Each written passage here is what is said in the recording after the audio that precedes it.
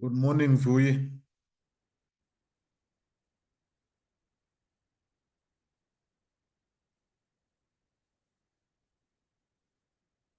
Morning, Vui.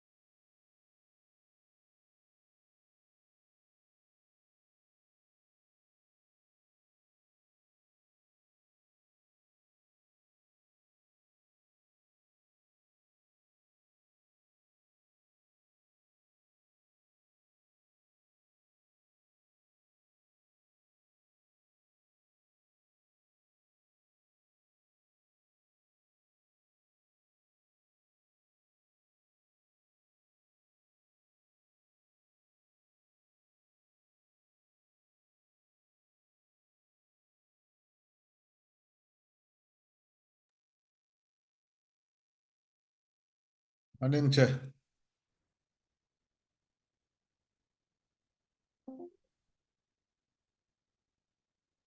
Hi, good morning. H, I'm here. I'm just trying to set up my. There we go.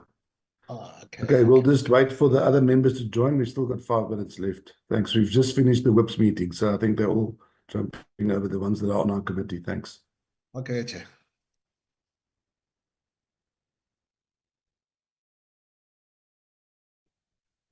Good morning, Chair and the team of Lupeka. Morning, Chief Whip. How are you? Fine, thanks, and yourself. I'm good, I'm good. Let me get a cup of coffee before 10 o'clock. Yes, we've got 4 minutes. Thank you. Okay.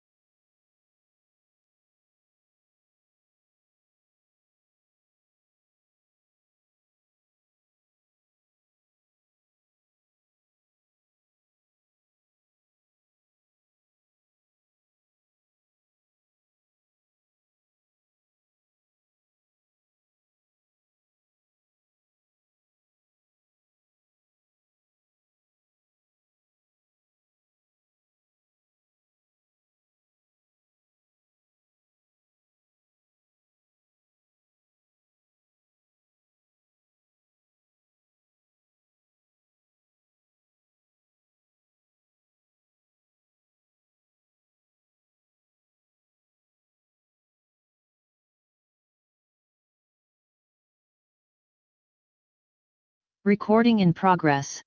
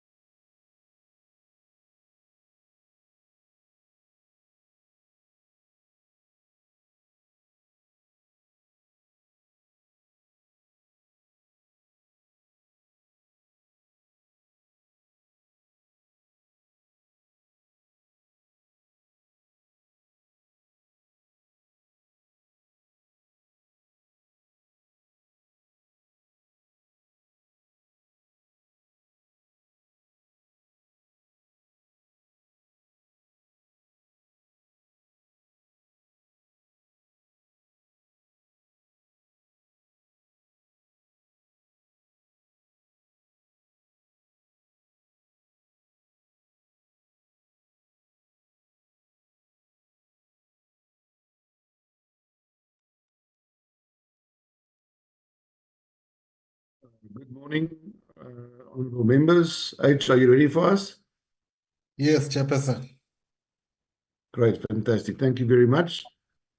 Good morning, honorable members and the Department of Planning, Monitoring and Evaluation. At our meeting this morning, the Select Committee meeting on Public Infrastructure and the Minister in the Presidency, today the 11th of September. It's now 10 o'clock and we will formally start the meeting. Welcome to each and every one of you. H, can we just go through the list quickly and make sure that all our members are present, and please list our apologies. Can also in the meanwhile just flight the meeting program for us on the screen, please. Thank you, Chairperson. Let me start by taking this opportunity to greet honorable members and the department. Members who are on the platform are as follows. I have seen Honorable Briet, Honorable Makesini, Honorable yourself, Chair, Honorable Mimang, Honorable Nzimande, Honorable Kaunda, Honorable Peter, Honorable Igo. Is there anybody else that we've missed? Okay, thank you very much. I've received no apologies from the honorable member side for this meeting. I'll move over to the introductions. Can each member just quickly say, that's on the platform, just quickly say hello and introduce yourself.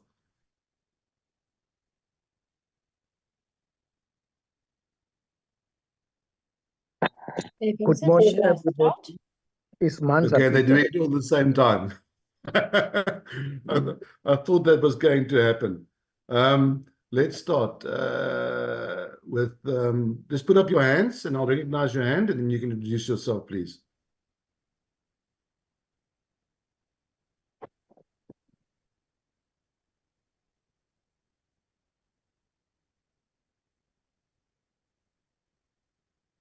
Okay, Honorable Briet, thank you.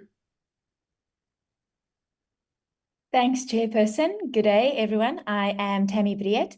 I am a representative of the Free State and also representing the Freedom Front Plus. Thanks. Thank you very much. Honorable Nzimande. Good morning, colleagues. I'm Nzimande or Jabulani Nzimande, permanent delegate from Gauteng, representing MK Party. Thank you. Thank you very much. Honorable Makesini.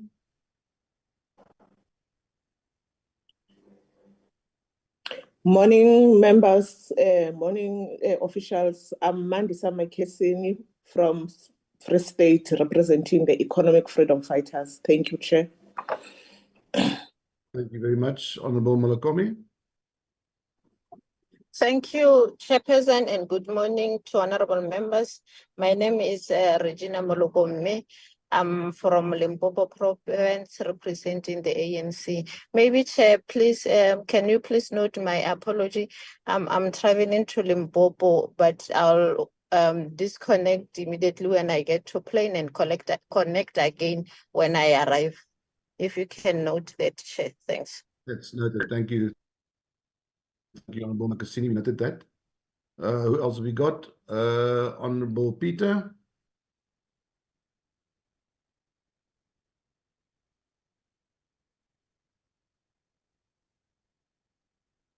Honorable Honorable Muiman Peter. is here, Honorable Chair. From Okay, thank you very much, Honorable Muiman. Honorable Kaunda.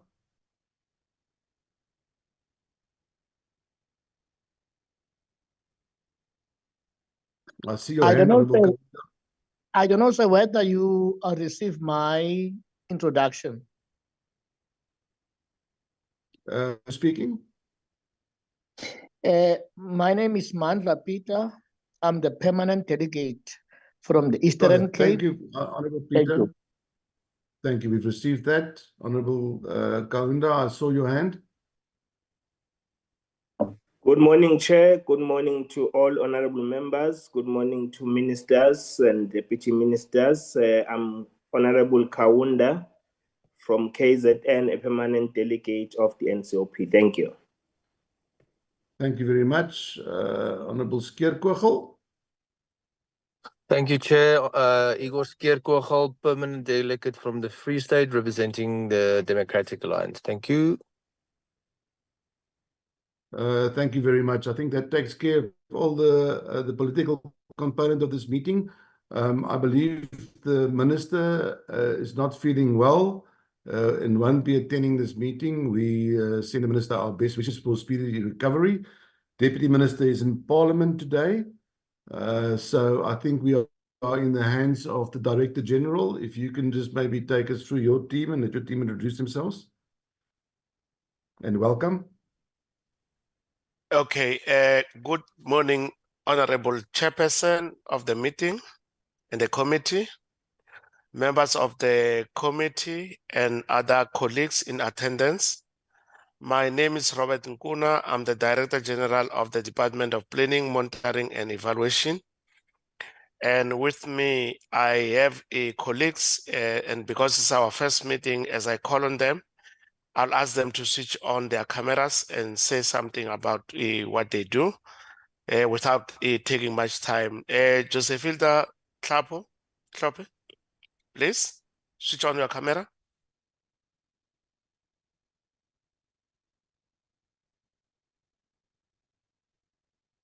Josephilda from DPME.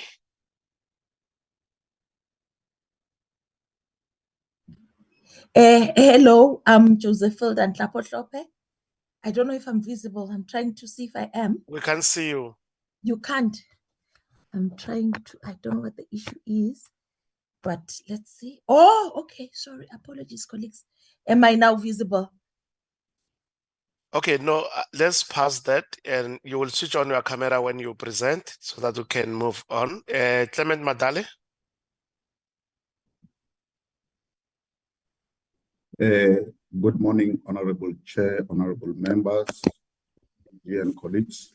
My name is Clement Madale. I'm responsible for departmental planning in DPME. Thank you. Okay, thank you. Vuisa.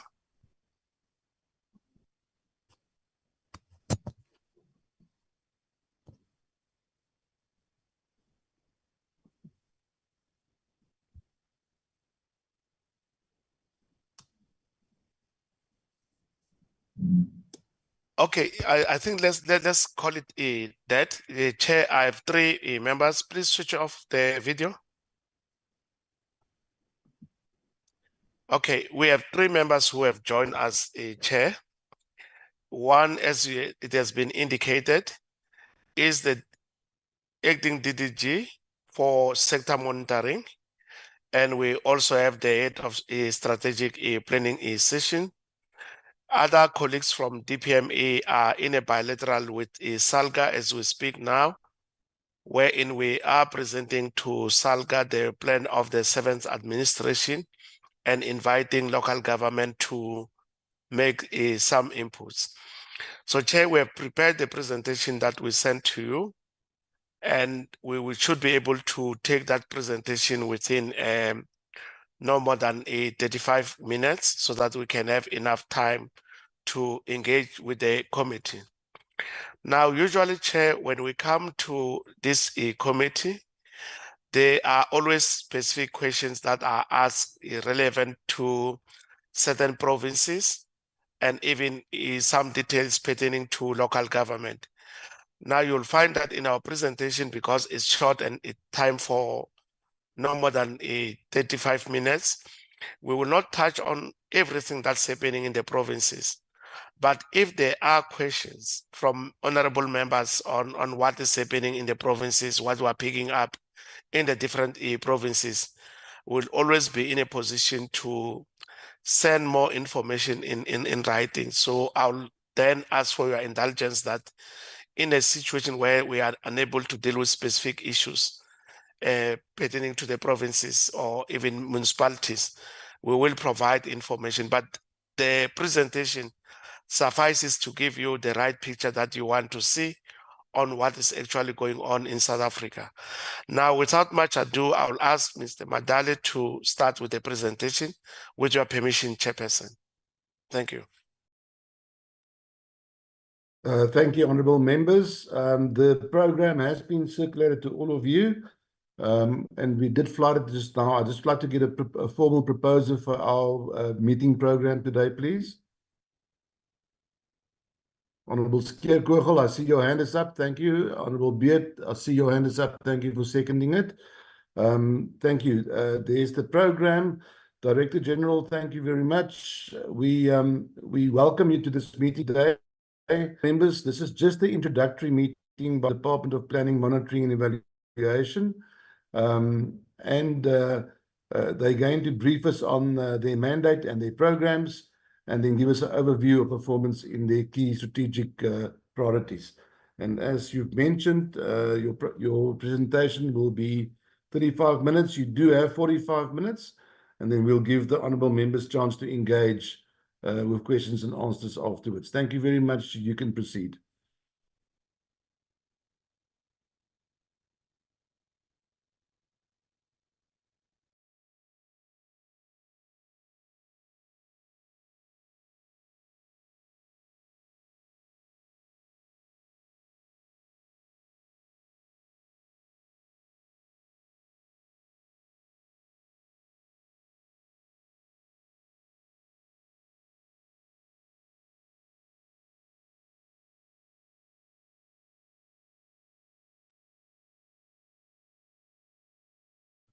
I think the presenter is muted at the moment.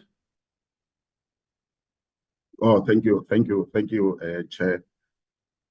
I'm not sure if I may interject, if you can maybe just put your presentation into slideshow format, it might be easier for members to see the screen then. Thank you very much.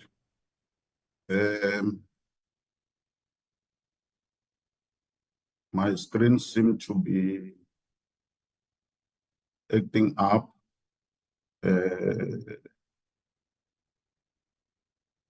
I can't.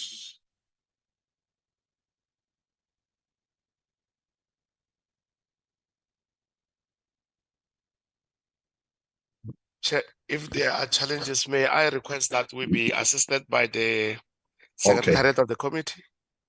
Is it now on presentation mode? Yeah, there we go. We've got it on presentation mode now. That's fine. Thank you very much. Okay, thank you, Chairperson and honorable members.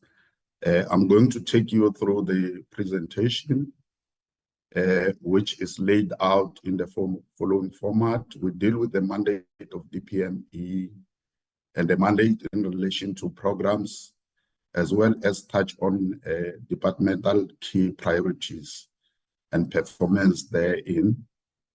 Ms. Josephilda Poshope will take us through the legacy matters emanating from the 6th administration. By way of introduction, Chair, we highlight that DPME has no establishment legislation. As a result, we rely on the constitutional provisions in regard to performing our functions. We start by saying that Chapter 3 of the Constitution of the Republic of South Africa establishes the 3 spheres of government with its distinct functions, and specifically Section 852 of the Constitution gives the powers to the President to exercise executive authority, working together with members of Cabinet in implementing national legislation, amongst others, as well as to ensure coordination of the functions of the 3 spheres of government and administrations. And Section 3.3, Chair, of the proclamation establish and entrust the functions of planning, monitoring, and evaluation to the Minister in the Presidency through Proclamation 47. Based on that mandate, that emanate from the institution, from the constitution rather, we are tasked with the following: institutionalization of planning across the three spheres of government. This involves long-term planning, that is charting the country's developmental trajectory, which is encapsulated in the NDP. We also deal with medium-term planning in the form of the development of planning systems and implementation plan, which was called the medium-term development plan. So we are tasked with that function. DG has mentioned that part of the team is with SALGA to take them through the draft of that plan. We then monitor the implementation of the NDP by developing monitoring systems that are backed by evidence. We evaluate critical government programs with the intention of informing planning monitoring, as well as interventions where required. We also deal with interventions when we are tasked to do so by the President and Cabinet from time to time. So that is, in brief, our mandate. Given that mandate, we have developed a strategic plan which has a vision, mission, and value statement. We regard ourselves as a leader and catalyst in achieving national developmental outcomes and impact on society.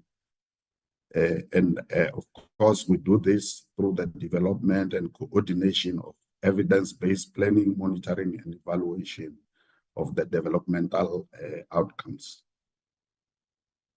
Our values are to be client-focused. We want to be a learning organization. We want to promote progressive and quality management practices, as well as being accountable and transparent at all times. So our strategic plan 2020 to 2025, which is the current planning cycle, which will end next year on the 31st of March, provides for an impact statement which says that we want to improve the country developmental outcome as envisaged in the National Development Plan 2030 through effective implementation of the medium-term development plan, which was developed for the period 2019-2024. And based on that, we identified 4 critical outcomes. The first one being that we want to be an efficient and effective department that is characterized by good corporate governance. And in that regard, our outcome indicator will be unqualified audit opinions. We want to improve government planning, implementation, monitoring, and evaluation and oversight. In that regard, we want to be judged against the extent to which we are institutionalizing planning into functional integrated system through development of legislation, which will enable us to perform this function. We want to also be measured on the percentage of government plans reflecting alignment with the revised framework. So I must mention at this stage, Chair, that as I've indicated, these outcomes as well as outcome indicators speaks to the 6th administration.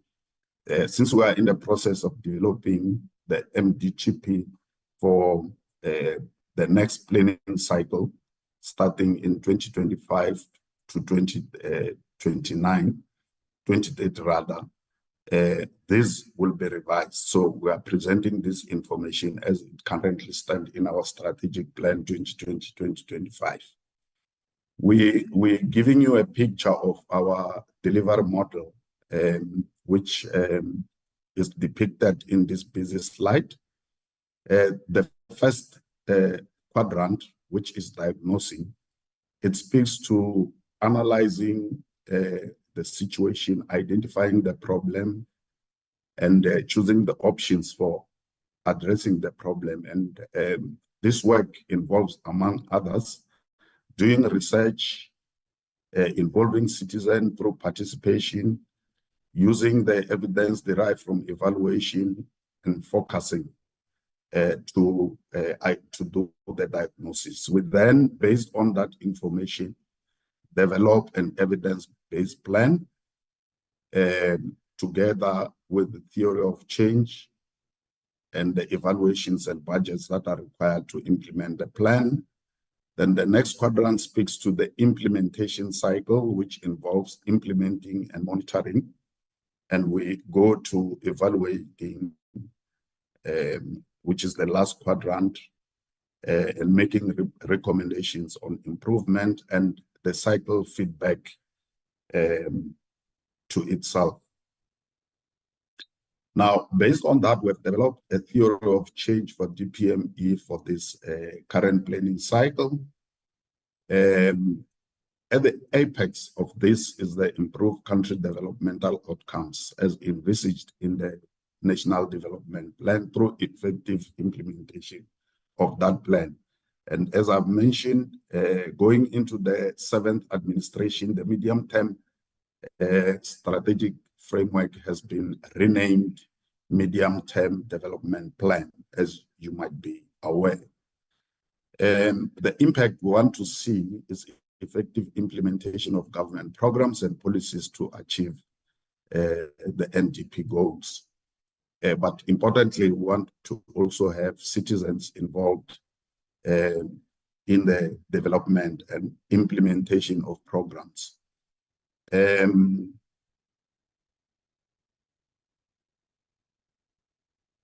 The wider outcomes we want to achieve is improved government planning, implementation, monitoring, improved accountability, citizens contributing to the implementation of government plans, and of course, we want to be effective and efficient in doing our work, as pointed out in the outcome statement. So, immediate outcome. Again, we emphasize on the issue of good corporate government. We want to improve planning, and our outputs are outlined at the bottom of that contract that indicate all the products and services that as DPME we produce. Coming to the departmental programs, in order to execute our mandate, we are organized as follows. We have a branch which we call the NPC Secretariat, and the purpose of this branch is mainly to provide secretariat services and technical assistance to the National Planning Commission. We also have the National Planning Coordination Branch that is responsible for the development of the medium-term development plan, and as well as the development of integrated planning systems. We've got public sector monitoring, which in the main is responsible for facilitating frontline monitoring, which include the presidential hotline and other monitoring systems that we have developed. We also have a branch that deals with sector monitoring, that deals with the monitoring of specific sectors as outlined in the NDP and the medium-term development plan.